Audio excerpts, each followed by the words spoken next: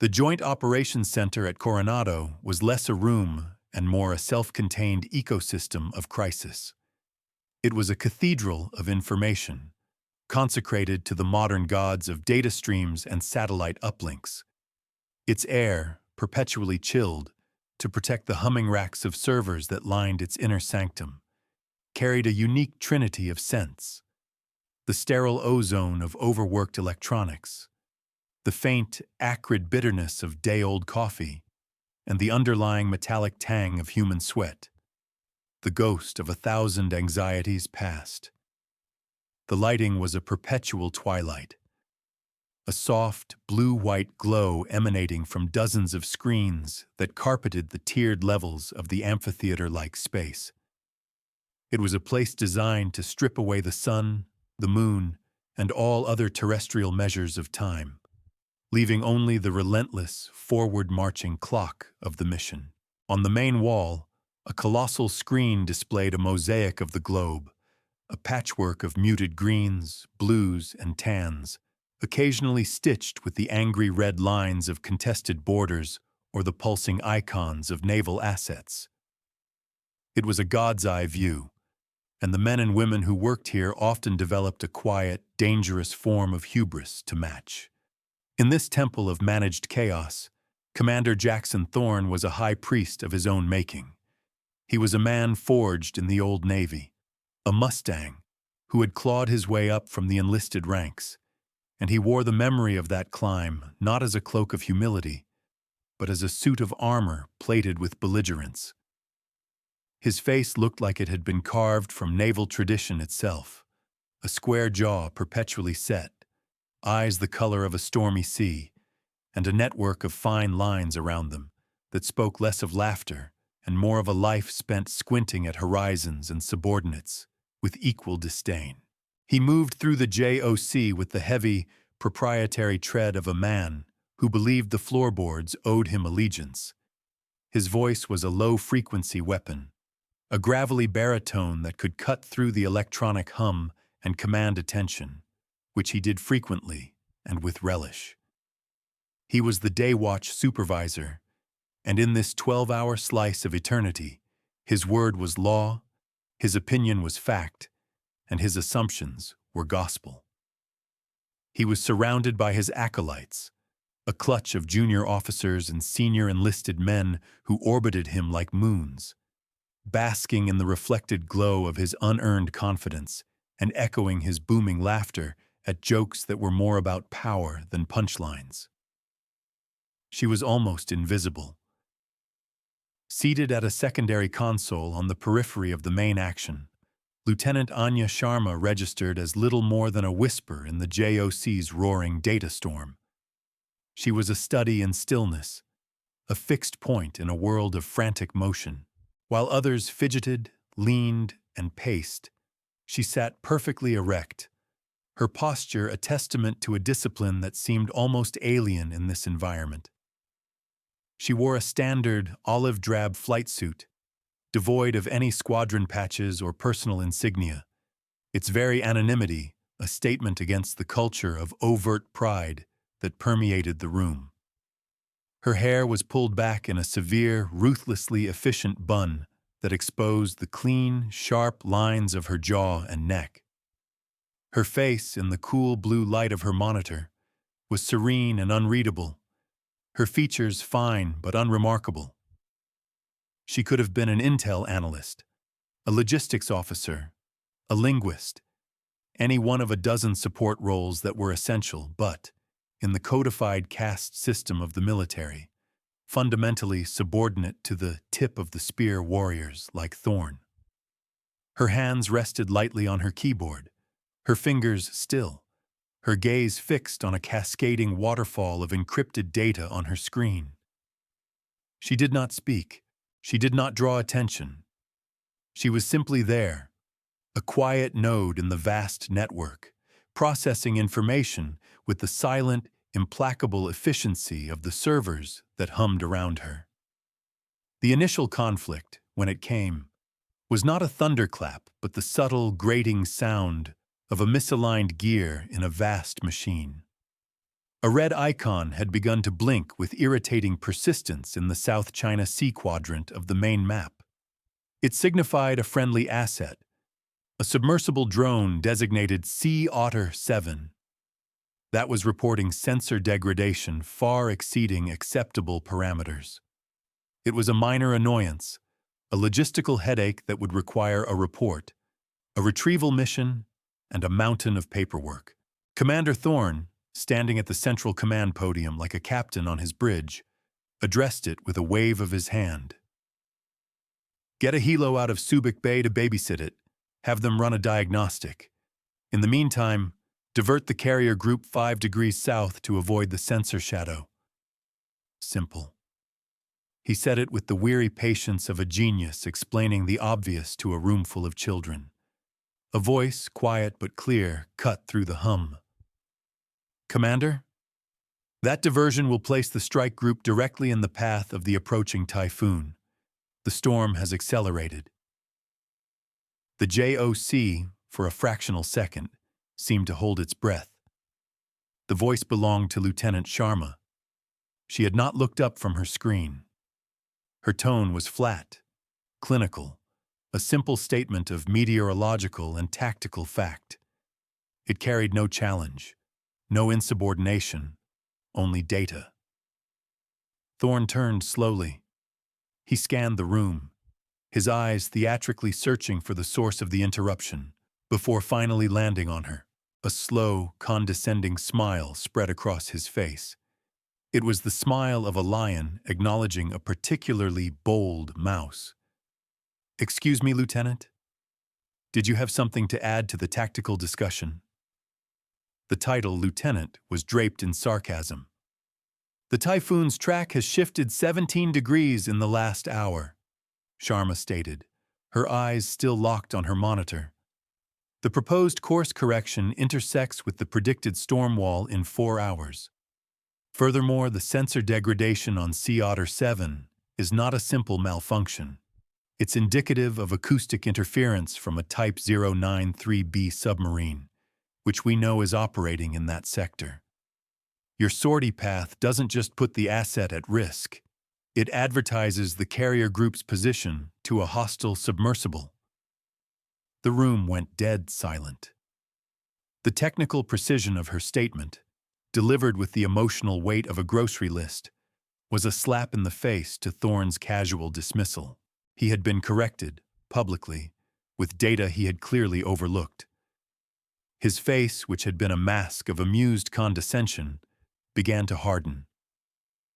The color rose in his neck, a dark, angry red. He strode from the podium, his boots making heavy, deliberate impacts on the raised flooring. He stopped directly behind her chair, looming over her. The air crackled with menace. The other officers averted their eyes, pretending to be intensely interested in their own screens. But every person in the room was listening. Listen here, Lieutenant, he began, his voice a low, dangerous growl, a stark contrast to his earlier boom. He leaned down, placing his hands on the back of her chair, invading her personal space. The smell of his cheap, spicy cologne was a cloying, aggressive presence. I don't know what billet you shuffled out of, but in this JOC on my watch, you speak when you're spoken to. You're an intel officer. You provide data. I make the decisions. Do you understand the difference, sweetheart? The word sweetheart hung in the refrigerated air like a piece of frozen poison. It was a calculated insult, a deliberate act of public diminishment designed to put her back in what he perceived to be her place. Sharma did not flinch. She did not turn. She did not acknowledge his physical presence looming over her. Her only reaction was a minute, almost imperceptible movement of her right hand. She gently moved her mouse 2 centimeters to the right, a tiny, precise correction, as if to keep it from being tainted by his proximity. Then, in the same flat, clinical tone, she replied, "The data is unequivocal, Commander. The risk to the carrier group is unacceptable. She had refused to fight, but she had also refused to yield. This unnerving calm, this complete denial of the emotional reaction he was trying to provoke, was more infuriating to Thorne than any shouted retort could have been. It was like punching water. He was used to fear, or at least deference, and she offered neither. He saw it as defiance. He saw it as a challenge to his authority, which, in his mind, was a challenge to the natural order of the universe. He straightened up, his face a thunderous mask.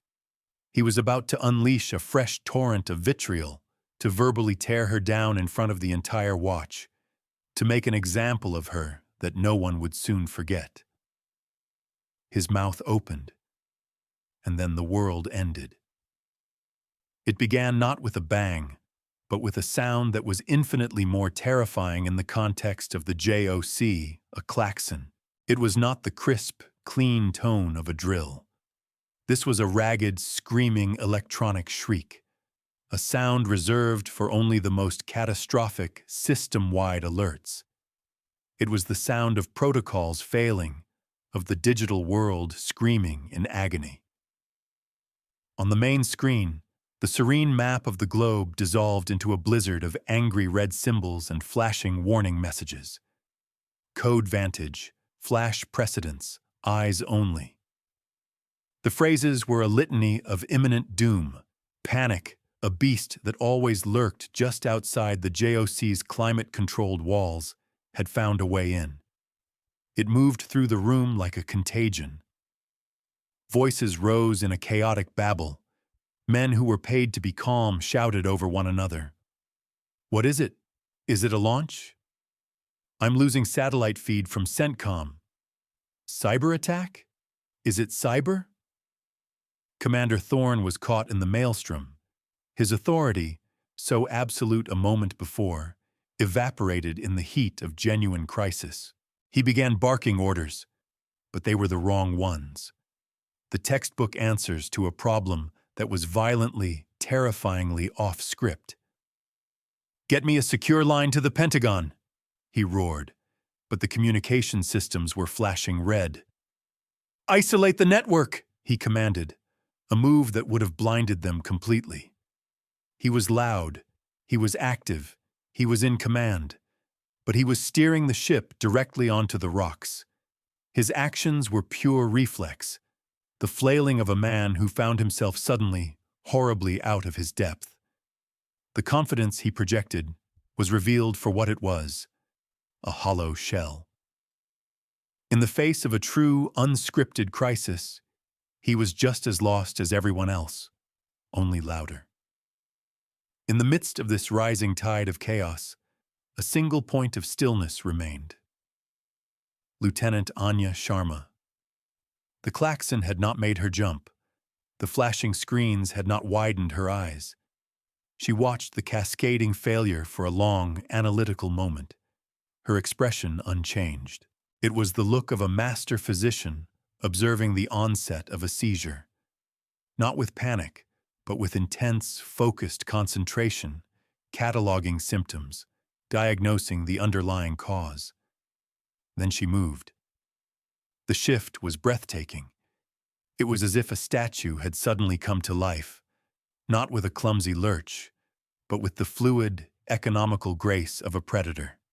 She rose from her chair in a single, seamless motion and moved toward the main command podium that Thorne had just abandoned in his flurry of ineffective action. She did not run. She glided, her steps sure and silent on the raised flooring. The panicked men in her path seemed to part for her instinctively, a subconscious recognition of a purpose far clearer and more powerful than their own. She reached the central console. Her hands, which had been so still, became a blur of motion across the keyboard and touch-sensitive surfaces. She did not shove Thorne aside or demand control. She simply took it, her actions an undeniable statement of superior competence. A new set of windows began to open on the main screen, overriding the panicked red flashes. They were filled with lines of code, complex telemetry streams, and esoteric symbols that were a foreign language to most people in the room. Her voice cut through the noise. It was the same calm, clinical tone as before, but now it was imbued with an authority that radiated from it like heat from a furnace. It was the voice of pure command. "Kill the external network link. Now," she ordered, her eyes fixed on the screen. A stunned communications tech, his face pale, fumbled for a switch. "Not the whole network, petty officer. Isolate the TSA-T7 uplink. They're using it as a backdoor. Reroute all critical comms through the MEECN protocol.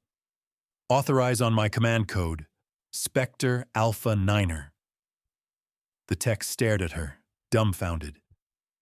"Ma'am, the MEECN protocol is a wartime-only deep-level continuity of government channel. I don't have the authority." "My command code gives you the authority," she stated, not bothering to look at him. "Do it. Now." The sheer, unshakable certainty in her voice broke his paralysis. He complied. The room began to fall silent. The chaos was being replaced by a new, more profound sound. The sound of one person working with absolute mastery. The cacophony of shouting was replaced by her steady, rhythmic stream of commands. "Asset Scimitar, you are now designated Ghost 1. Your target package is updated. Ignore previous ROE. You are now weapons-free on any emitting source not broadcasting a friendly IFF. Acknowledge." "Cyber Command, this is Spectre. I need a full-spectrum DDoS attack targeted at the following grid coordinates. Priority 1. Authenticate with code word Cerberus.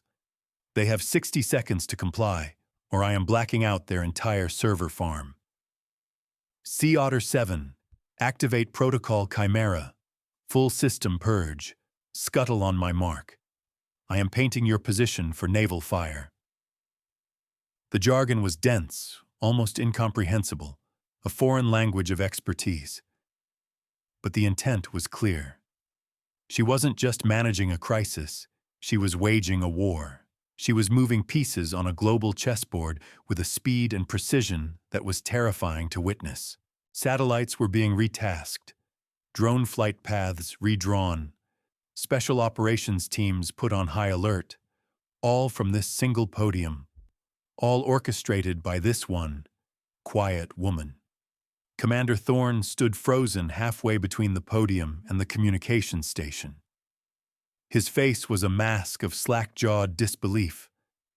The woman he had dismissed as a paper-pushing sweetheart was now conducting a symphony of high-tech warfare that he could barely comprehend.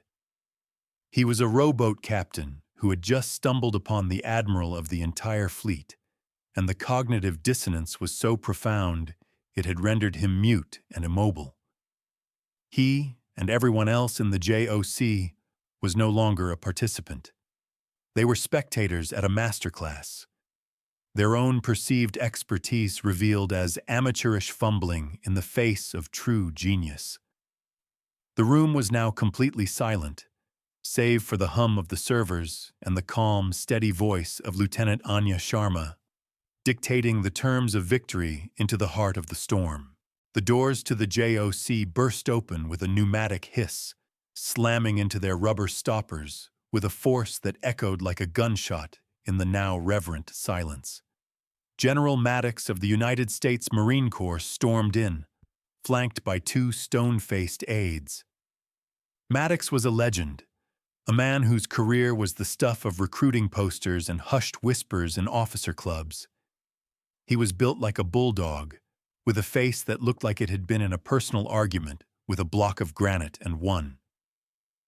He moved with the coiled energy of a lifetime spent in forward-deployed readiness.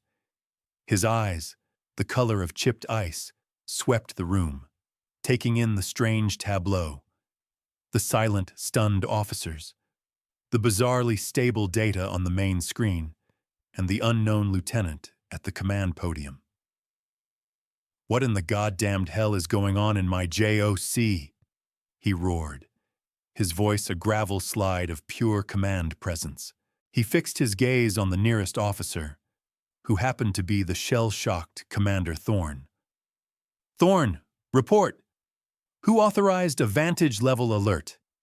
Who the hell is running a live Chimera protocol off my servers?" Thorne's mouth opened and closed, but no sound came out. He pointed a trembling finger toward the podium, a gesture of such profound helplessness that it was more damning than any confession. General Maddox's gaze shifted to Sharma. He strode forward, his boots thudding on the floor like hammer blows. He was radiating fury.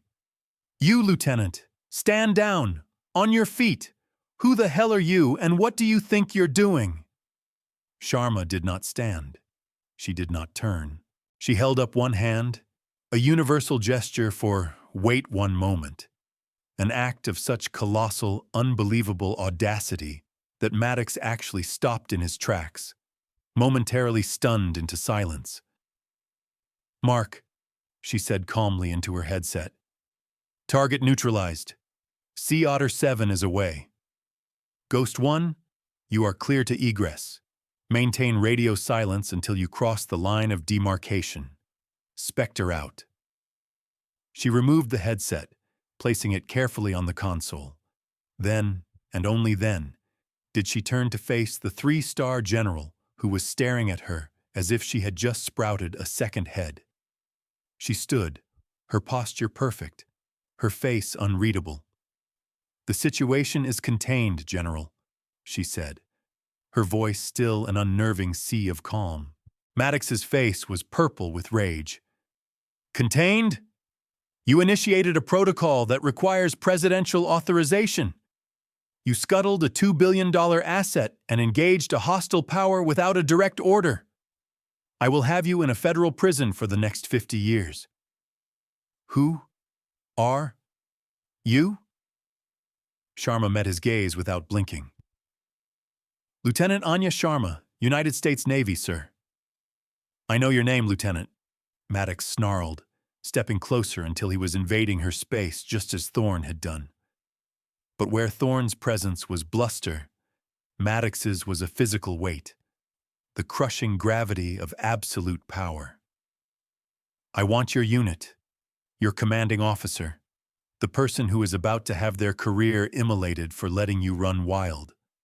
As he spoke, his eyes, trained by decades of absorbing battlefield data in fractions of a second, scanned the console she had just been using. He saw the command codes she had entered. He saw the authentication string, Spectre Alpha Niner. His eyes, which had been burning with fury, suddenly widened. The anger did not just vanish, it was extinguished, replaced by a wave of pure, unadulterated shock that washed over his features, leaving them pale and slack. His gaze snapped from the screen back to her face, but he was no longer looking at her. He was seeing her for the first time.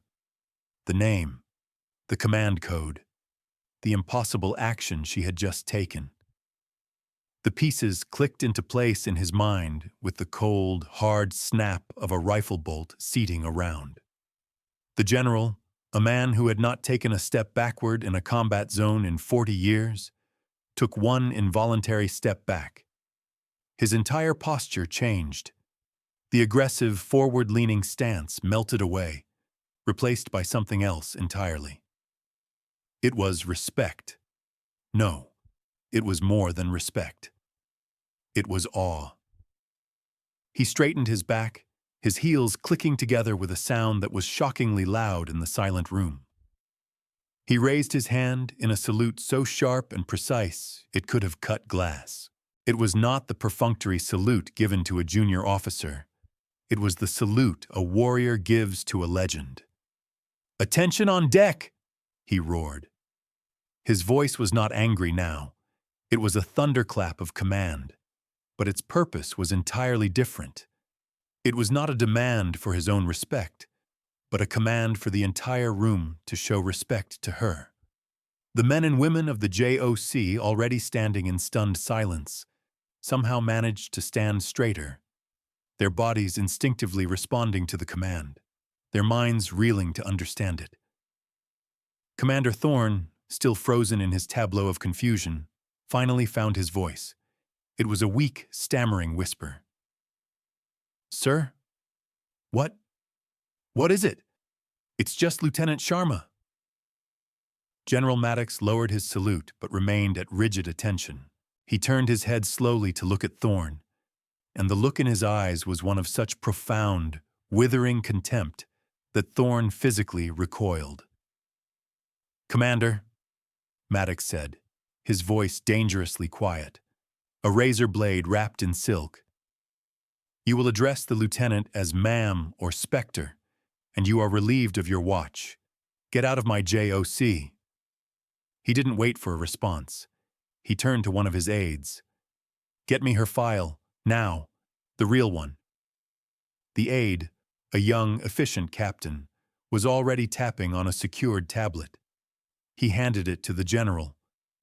Maddox looked at the screen, his eyes scanning the lines of heavily redacted text. The silence in the room stretched for an eternity. The only sound was the ever-present hum of the servers, which now seemed like a reverent chorus. Maddox looked up from the tablet, his face pale. He looked at Thorne, then at the rest of the room, ensuring he had their complete and undivided attention. "You people have no idea," he whispered, almost to himself. He took a deep breath. "You think you know what a SEAL is? You think you know what the tip of the spear looks like?" He gestured with the tablet toward Sharma, who had remained perfectly still through the entire exchange. "This isn't just Lieutenant Sharma," he said, his voice now ringing with the clarity of a prophet delivering a sermon. "This is Lieutenant Commander Anya Sharma. Her promotion was classified. She is the commanding officer of a unit so secret it doesn't officially exist. She's not a SEAL. She's the person they call when SEAL Team 6 gets into a situation they can't handle. She is a ghost, a myth. Her operational name is Spectre." He looked back down at the tablet, his brow furrowed in disbelief. "The file. Most of it is just black ink. Citation for her first Navy Cross, classified. Second Navy Cross, classified. The Presidential Unit citation for her team. The name of the operation is redacted. It just says, the Kandahar Protocol." He shook his head, a look of genuine wonder on his face. He then scrolled to another section of the file. His finger stopped. He went completely still. The chiseled bulldog features of the legendary general went slack, and all the color drained from his face. He froze, his eyes locked on the screen, his breathing hitched. For a full 10 seconds, he did not move, did not speak, a statue of a man held captive by a string of numbers on a screen. Finally, he looked up, his eyes unfocused, as if he was trying to comprehend a number too large for the human mind to grasp. He looked at Thorne. "Commander," he said, his voice a hoarse, strangled sound. "This number here, at the bottom of her operational summary. I thought it was her confirmed kill count." He swallowed hard. "It's not. The notation next to it. OTS. It means operations terminated successfully. Commander, that number isn't the number of people she's killed." He paused, letting the weight of his words settle into the silent room. "That's the number of covert wars she has single-handedly won." The bomb of that revelation detonated in utter silence, the shockwave rolling through the JOC and vaporizing every last remnant of the world as its occupants had understood it.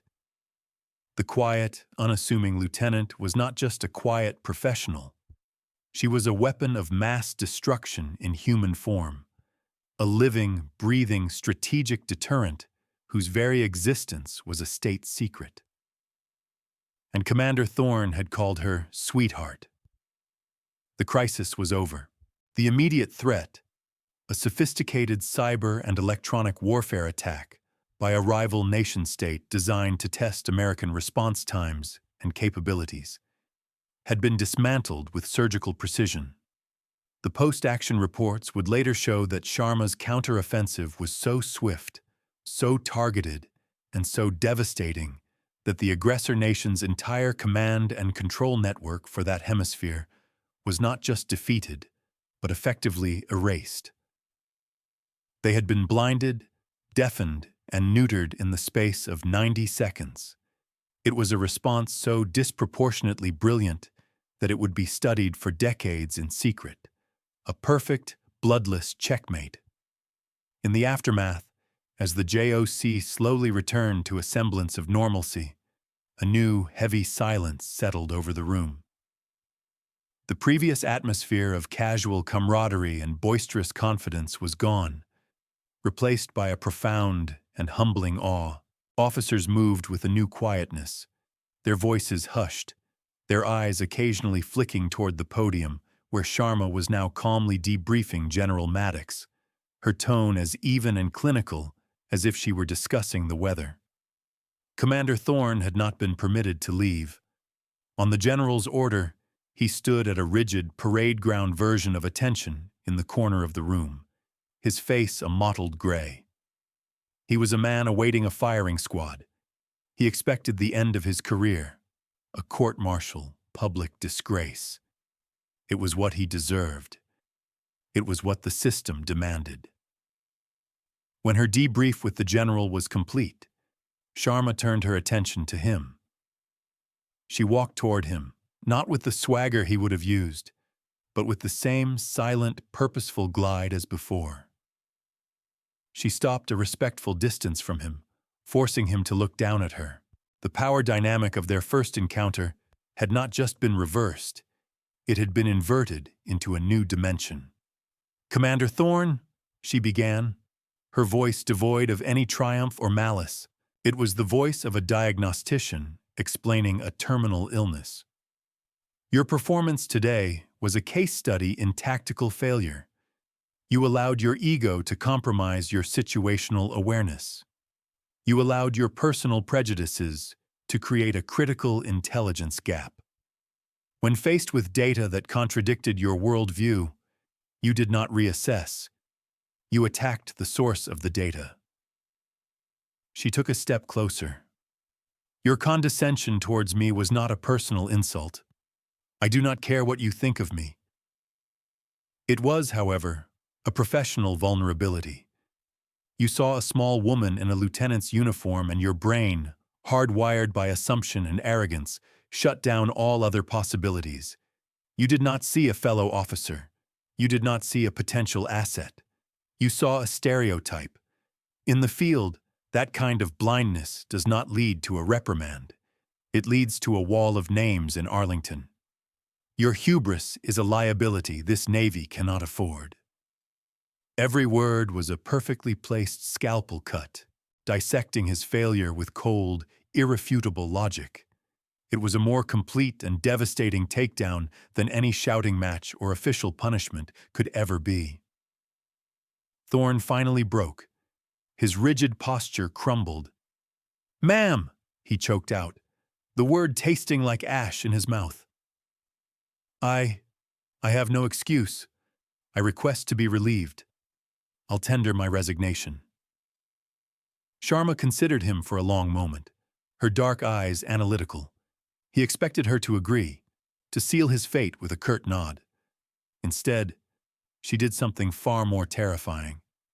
She rejected his attempt at a simple, honorable exit. She turned to General Maddox, who had been watching the exchange with grim satisfaction. "General," she said, "I believe Commander Thorne has demonstrated a profound need for remedial education in command philosophy and threat assessment. Conventional punishment would be a waste of a senior officer. I have a better idea." She turned back to Thorne, her expression unreadable. "Commander, your request for resignation is denied. As of 0800 tomorrow, you are reassigned. You will be my new executive assistant. If she had sentenced him to be shot, the shock would have been less. Thorne stared at her, his mind unable to process the words.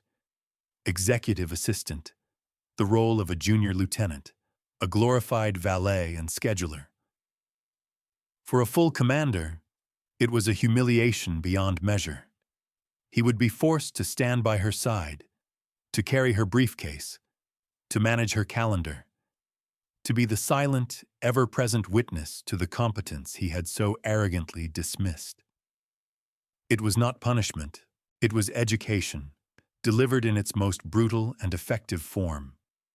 Forced proximity to greatness, a daily lesson in his own inadequacy. You will learn humility, Sharma stated, her voice flat. You will learn to see past the uniform to the warrior within. You will learn that true authority is not taken, but earned through competence. You will learn these things, Commander, or you will be broken by the lesson. Your re-education begins tomorrow. Do you understand? Yes, ma'am, Thorne whispered, his voice broken. The lesson had already begun. The story of that day in the Coronado JOC passed into the shadowed folklore of the Special Operations community. It was never written down. It was never officially acknowledged. But it was told. It was told in the hushed corners of forward operating bases in Afghanistan, in the quiet bars near Little Creek, in the sterile classrooms at the Naval War College. It became known as the Spectre's Sermon, or Thorne's Penance. Like all legends, it grew with each telling, the details becoming more dramatic, Sharma's commands more brilliant, Thorne's arrogance more cartoonish. But the core of the story, the essential truth of it, remained intact, a modern military fable with a potent and vital moral. Years passed. The name Anya Sharma was never again spoken aloud in a public JOC. She and her clandestine unit receded back into the shadows from which they had so briefly emerged, their victories marked only by the wars that didn't happen and the crises that quietly vanished. Far from the tip of the spear, at the United States Naval Academy in Annapolis, a new generation of officers was being forged. In a lecture hall filled with bright-eyed, ambitious midshipmen, an instructor stood before them. He was a captain now, a man with graying temples and a quiet, thoughtful demeanor that commanded a different kind of respect than his previous self could have imagined. His name was Jackson Thorne. He was widely regarded as one of the most effective and insightful instructors at the academy, known for his almost fanatical devotion to teaching the principles of humility, intellectual curiosity, and the dangers of assumption. Today, his lecture was on asymmetric threat recognition. He stood before the class, his hands clasped behind his back. For the next hour, he began, his voice calm and steady. We could discuss theory. We could analyze historical case studies. Or I could tell you a story about the single greatest mistake I ever made in my career. A mistake that almost cost a carrier strike group and taught me the most important lesson I have ever learned. A hush fell over the lecture hall. Captain Thorne rarely spoke of his own operational history. There will come a time in your career, he said, his eyes scanning the faces of the future leaders of the Navy, when you will find yourself in a room, and you will think you are the smartest, most experienced, most powerful person there.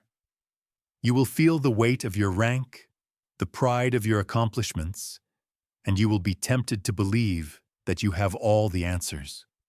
That is the moment of your greatest vulnerability. He paused, letting the weight of the silence build.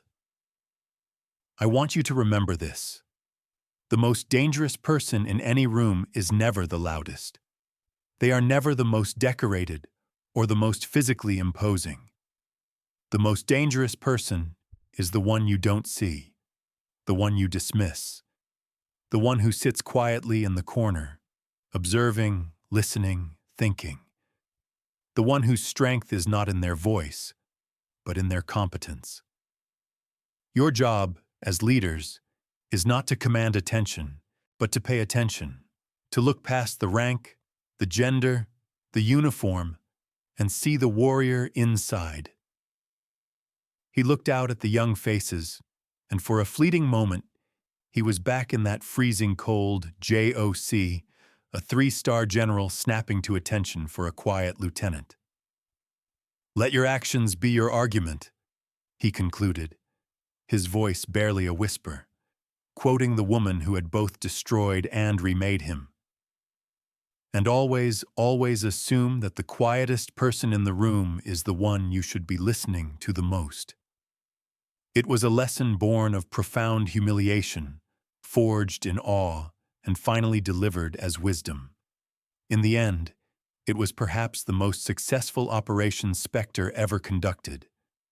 The transformation of a single, flawed man, a victory not measured in enemy assets destroyed, but in the invaluable currency of humility, passed down to a new generation, ensuring that the mistakes of the past would not become the tragedies of the future. The truest strength, the story taught, was not the power to win wars, but the wisdom to build better warriors.